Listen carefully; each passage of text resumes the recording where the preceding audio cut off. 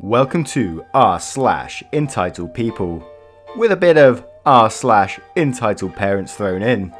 In today's stories, an EM wants her daughter's inheritance and ends up stealing her phone. A Karen is so petty she tried to scam someone for £1. And an EP tried to use me as an example to her children while I was trying to teach them about Megalodon.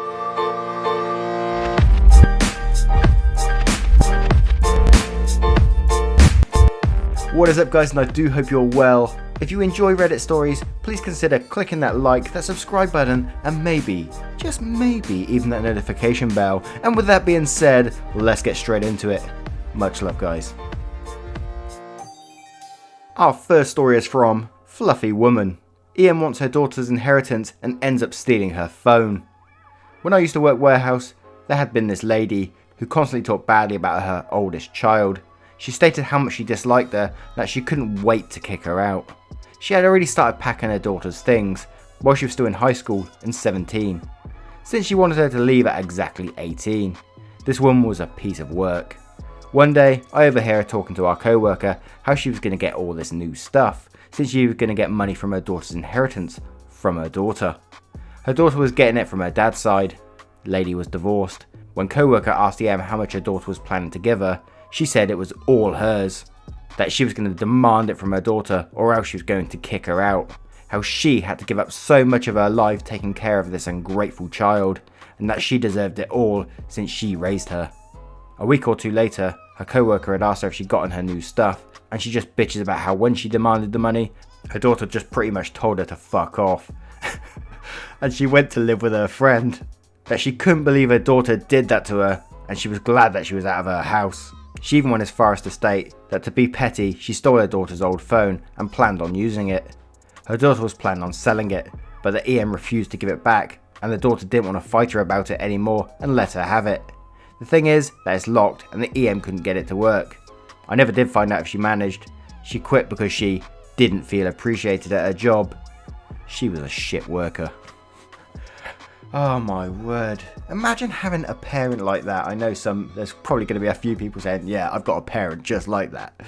But I couldn't imagine that. That someone brought this child into the world and then just doesn't appreciate them and wants to kick them out. Oh man, love and understanding people. It goes a long way in life.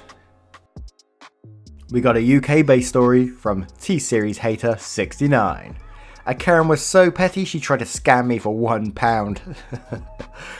So this story was about a month ago when me, my family and my friend visited a static resort, where there is a bunch of statics surrounding a building, where there's a pool and an arcade, etc.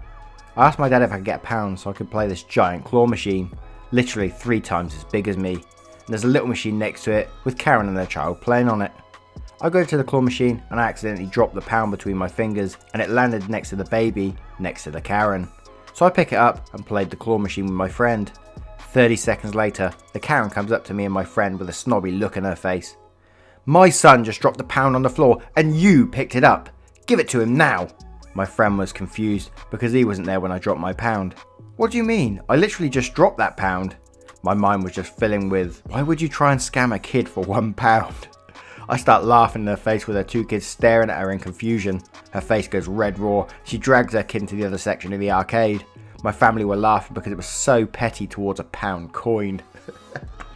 I know where this guy's talking about. He's talking like a Haven or something like that, where it's like you've got like loads of these massive caravans, like huge caravans where where families go and stuff. I've been to them before. They're actually really nice places, but they got like these central areas where they're full of arcades and they literally rob you of your money because they're all ticket-based machines, so you have to get thousands and thousands of tickets for a shit prize in the end. In the nicest possible way. They're full of some of the worst people you'll ever meet, and they will watch you. And like, if you leave any change in the machine, they dive on that machine just as you walk away. So yes, I can see the petty in those places. Our next story is from Saw Ape. EP tried to use me as an example to her children while I was working, trying to teach them about Megalodon. So I worked at a pretty well-known and popular aquarium over the summer. Usually my job was great, and the kids are always enthusiastic about learning about our cool animals, and the parents are usually just as enthusiastic. We had the occasional rude guest, but my summer there was great until my very last day. We had a stand at one section of the aquarium where we had cool shark teeth, jaws and a skull to show kids who were interested. We even had this really cool megalodon tooth that was really popular with the guests. Anyway, enter EP and her 2 daughters. I want to call them SK1 and SK2 because they were genuinely very sweet the whole time and seemed to be getting very embarrassed by their mother. SK1 is the older sister, but they seem to be about the same age, maybe 11 or 12. The ages I think are pretty important to the story. Now, I want to note before I go into it, that EP doesn't think she's entitled to any objects or anything in this story. No, instead she was entitled to wasting my time and tried to make a fool/example out of me to her daughters. So now, into the story. They walk up to my stand and I greet them and go through my whole script of what each tooth was, where they came from, talked about the jaws, the number of teeth they have, etc. Things were going great until I started telling the kids about the Meg tooth. SK1 was holding it and seemed in awe of its size. I told her that there was no need to worry about seeing it in the oceans as it's extinct. She then asked me how/when it went extinct, and I told her that, well, we don't know the exact year that it died, but it outlived the meteor that killed the dinosaurs, as it went extinct due to lack of prey millions of years ago. She and SK2 immediately had a confused look on their face and said, "Meteor? What meteor?" I was a little surprised and said, "You know, the meteor that killed the dinosaurs," and they both shook their head. I was shocked as I said. These girls were both pre-teens and they had never heard of the meteor. I was about to tell them about it when EP jumped in. She immediately announced, "Oh, we've never heard that story before." I asked them what story they heard instead, and SK1 excitedly said, "The flood." At this point I was just thinking, oh no, but continued on, since part of my job was educating people about our animals and fossils. I told them that the flood they were talking about happened much later than the meteor, and that was the thing that had killed the humans. The meteor had killed the dinosaurs. They asked how, so I told them that it hit Earth and it caused the entire planet to be covered with ash, volcanoes were erupting, etc., and that made the planet unlivable for a lot of life on Earth, and things started to die as a result. At this point, EP starts laughing like the whole concept was absurd. She tells me that, no, that's just a theory. So I tell her that actually, we have proof that it happened. There is a thick layer in the Earth's crust that has a specific chemical makeup due to the result of the meteor, and all dinosaur bones that we find are in that layer or lower.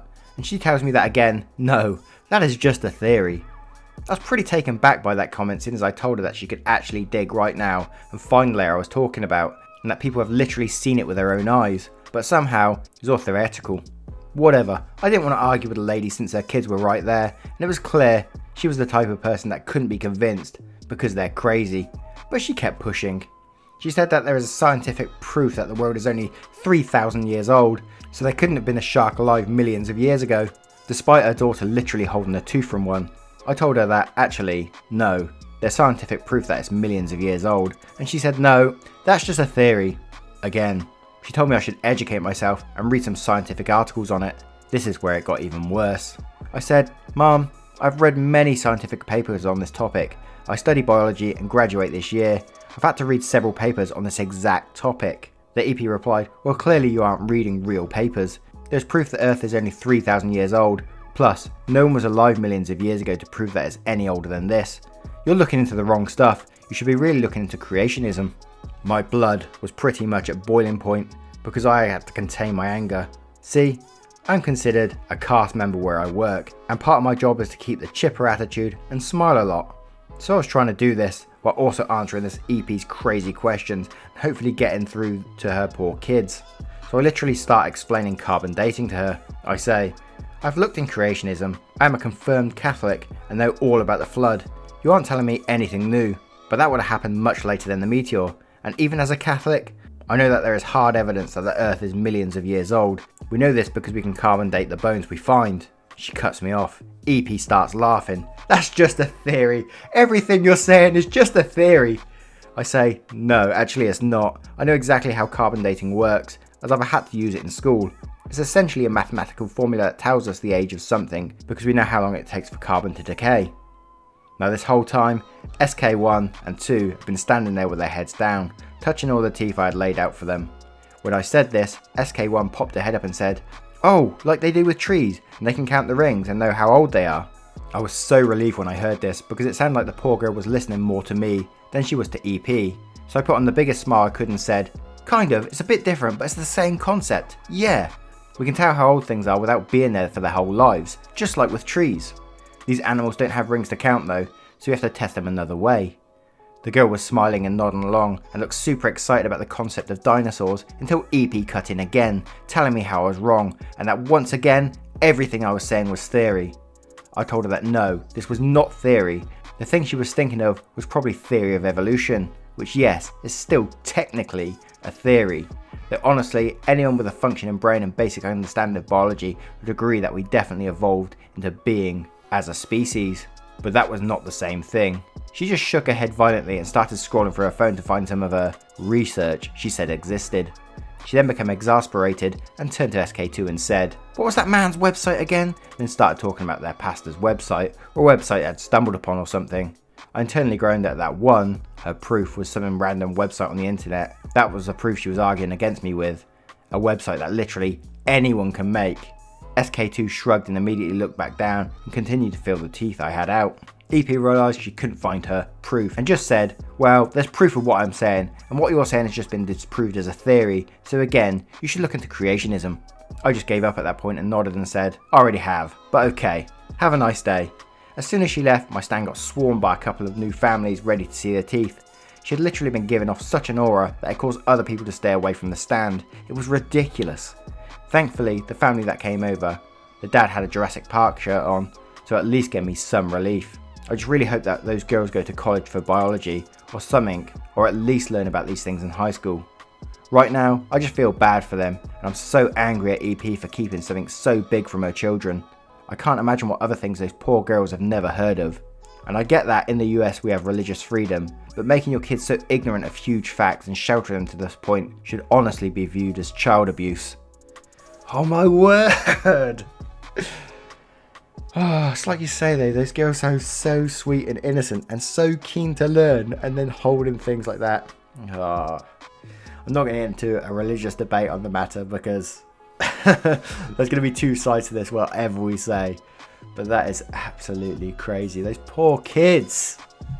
What are your thoughts on that story with those poor kids?